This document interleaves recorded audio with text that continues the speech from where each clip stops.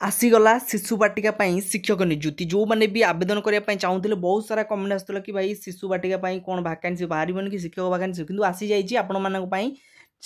details भाव जापर video 5 minute समय दे शेष पर्यटन देखूँ कारण ये 5 मिनट समय देला आप समय भी बदल जापे तेणुक आम अनुरोध भिडियो आपको निहाती भाव पसंद आसो आम आपको भल भाव बुझे देचु ये कहीं भी बुझेबे ना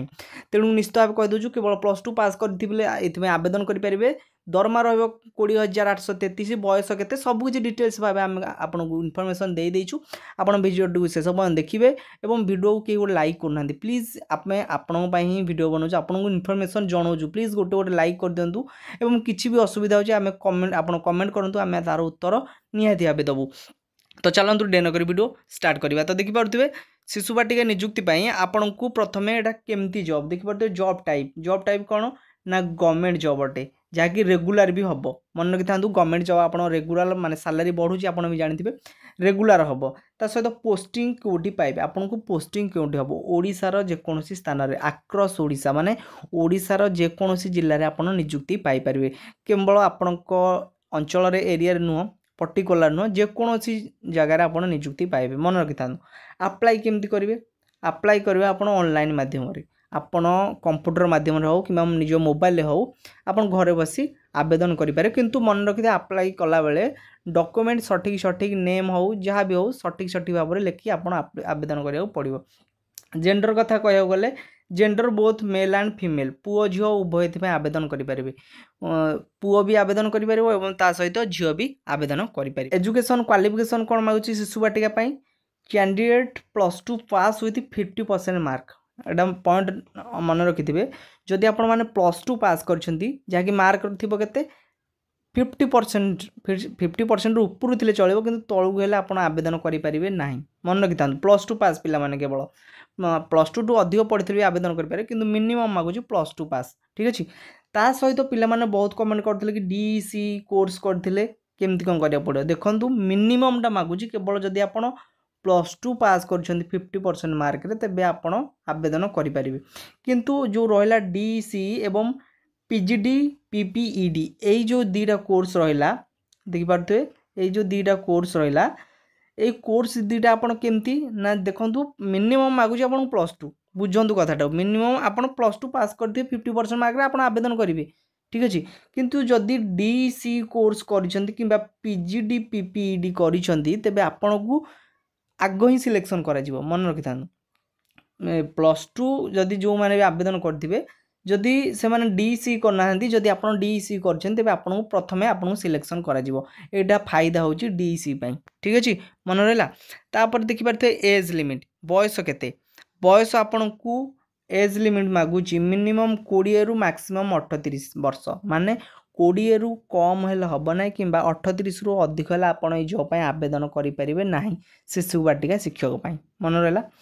ता सहित एज रिलैक्सन भी दौर SC ST 5 वर्ष OBC मान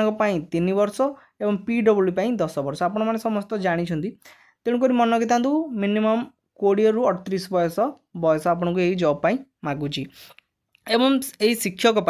आपड़ एग्जाम केमती कौन हम देखिए एग्जाम आप दुईट आप एग्जाम हम गोटे हम प्रिलिमिनारी एग्जाम ता सहित मेन एग्जाम देखिपे दुईट एग्जाम माने कौन दुईट माने प्रथमटा हम ऑनलाइन ही एग्जाम हम प्रथमटा रहा 100 मार्क ठीक अच्छे सेकेंडा भी 100+ मार्क आसबार संभावना रही किंतु ता अनुसार प्रथमटा जदि आप क्वालिफाई करुँच प्रिलिमिनारी एग्जाम तापर आप देवे मेन एग्जाम पर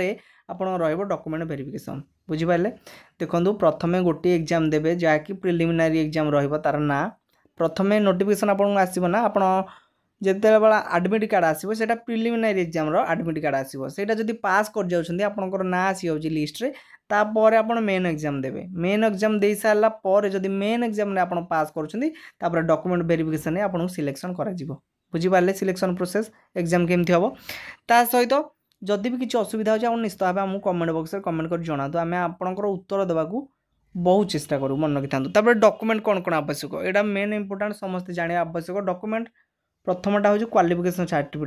सर्टिफिकेट माने कौन +2 सर्टिफिकेट 10th सर्टिफिकेट भी ने 10th सर्टिफिकेट +2 सर्टिफिकेट +2 सर्टिफिकेट रे आप मन रखी था 50% मार्क थी कौन फर्जरी न माने फ्रॉड न बुझिपारे ता सहित डीसी बा पीजीडी पीपीडी जो सर्टिफिकेट रहा ताकू भी से कोर्स सर्टिफिकेट को आप निहाती नवा जदि आप कर इम्पोर्टाट नुह जदि आप तेज ये देले आपणकर आवेदन करिया चांस बढ़ी जाउछि आपण नियुक्ति पाइबार चांस बढ़ी जाउछि मन रखि था ये कोर्स दुटा ता सहित नेबे कौन कास्ट सर्टिफिकेट आपण जातिर प्रमाणपत्र नेबे कास्ट सर्टिफिकेट आपण क्यों जातिर से जातिर प्रमाणपत्र जदि काढ़ी ना आप निश्चित भाव आगुआ काढ़ीदेवे ता सहित रिसेंट पासपोर्ट साइज फोटो माने वर्तमान जो पासपोर्ट फोटो उठा वर्तमान उठेबे पासपोर्ट साइज वर्तमान आपण